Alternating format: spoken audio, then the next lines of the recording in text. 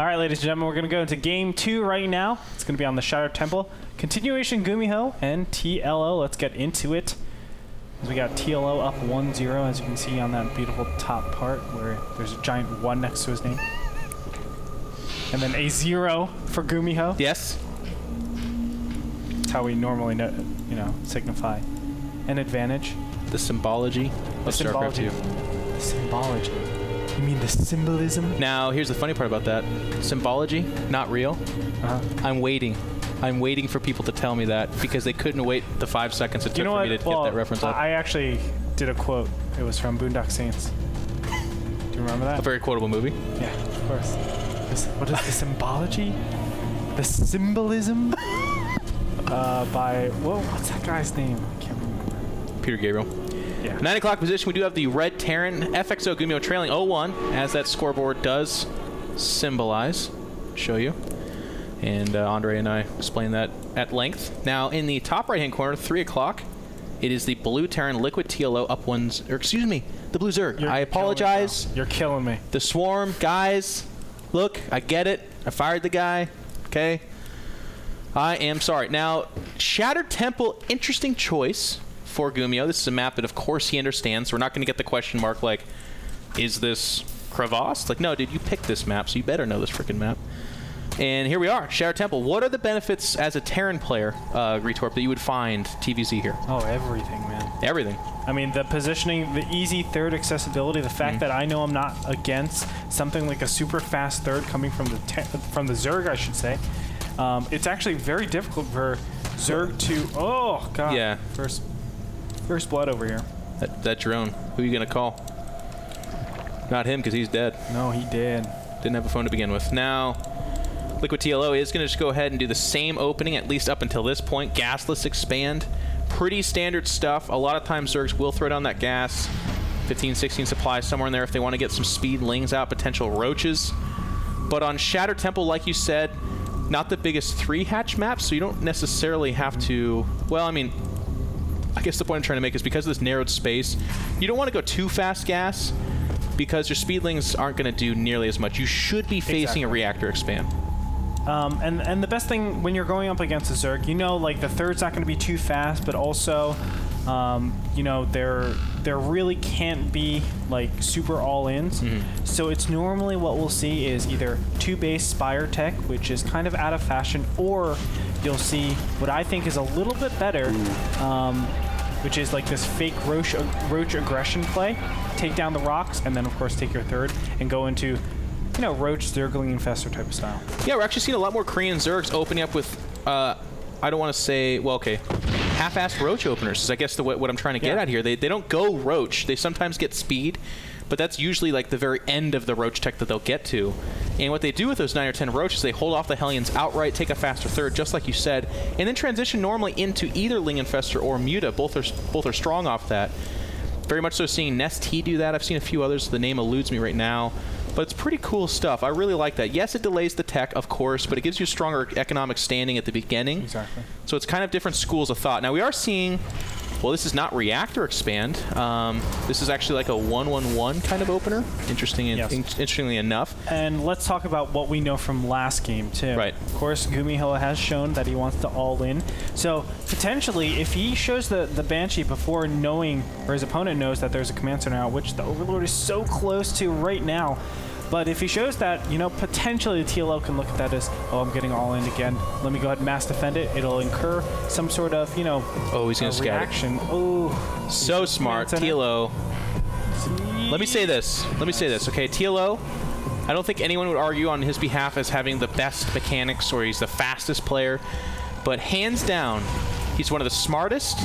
And he also dedicates a lot of his gameplay to creep spread and scouting. And I'll tell you what, it shows. He beats on a... I mean, just look at the results. I mean, we're 1-0 here against Gumiho. 100% because of scouting, Gretorp. If he doesn't see that double starport, doesn't have the Spore Crawlers, sits on 4 Queens, and like 5 Banshee shows up, that's GG, man. And that's GG for a lot of top Zergs. Does Rhett hold that attack off? Does Idra? I don't think so. And I think we can only talk about how TLO does those little things so well. And here we go again. TLO just busting in here, seeing the tech variations that his opponent is capable of. Sees the tech lab on the barracks and something researching out of there, so he knows it's not going to be something like Cloak Banshees. It has to be either Vikings or Medivacs. It doesn't really make sense to go Vikings, so he should be expecting some sort of Medivac drop, and here we go. Yeah, here it comes, and it's just 4 Hellions in this Medivac. Now, there are only just Queens out here. I don't think I see any Zerglings. No. So the Queens can get the job done, but it's going to take some micro-ants of control, and these drones circle around. They have been lined up in Andre. That is a barbecue that only Terran players can appreciate. This attack should be thwarted at this stage, but the damage has been done. Yeah, let's go ahead and look at how many died right there. 8 workers killed. Of course, I think 7 burned up in that one single shot by all 4 of those Hellions. A great harassment done by FXO Gumiho. He's going to come in a second time. Let's see if he can get any damage done here. The Queens are okay at holding this off. They can focus on the Medivacs, but they don't do a lot of damage, so actually they have a tough time killing Hellions in a timely fashion. But the drones are lined up again. Kind of misfired from Gumiho, and I think he's only gotten 1 or 2 drones, but here we go. We got another pass, and they have been lined up. A big shot right there, and poor TLO now lost another 5 harvesters. So if I could say 4 Hellions traded for roughly, what is it? 12 drones, I would do it in a heartbeat. Drones obviously maintain a lot larger value. You know, they can do a lot more for you, especially earlier in the game, as opposed to a Hellion, which is just a Hellion. And we can see roaches in the middle here. Now, it kind of worries me right now that there are roaches out, and the choice to go this was a little bit interesting. He's going for a roach circling baneling aggression right now. He's looking to do massive amount of damage. Gumiho does not have a lot of units out in the field, but keep in mind, he has Stim finished. And he is making Marauders. And he's making Marauders. With Concussive Shell, that's going to be very powerful with the combination of those Medivacs. I think just seeing that Roach Horn is indicator enough that Gumiho's like, I got to make some Marauders, but he's coming out the wrong time. A lot of banelings waddling in here. No bunkers are down whatsoever. It's going to come down to micro, and Gumiho is fighting for his survivability. Well, that's a good angle for him. He's actually totally fine. Yeah, I cannot believe that just happened. A lot of those banelings actually hit up on the supply depot. That was the obvious wrong choice. He wants to splatter those across the Marines. You can see the Marines and Marauders doing amazing amounts of work. One single Queen is going to get up here, try to just pick away at this one Medivac, but he will say, I don't think so. Yeah, and this Queen's feeling very out of place. She's like, quiet. Shh. I'll just go this way. Shh. She's not going to get there, though. You sure? A lot of Lings coming in, a lot of Banelings, and there's a lot of production coming out for our Zerg player, which has the potential to override the Terran, but every second that ticks by, the safer Gumiho gets. Yes, precisely. And don't forget that the income advantage goes heavily in terms of Zerg favored, or excuse me, Terran favored. You can see 47 harvesters and against 29. There it is. TLO will GG.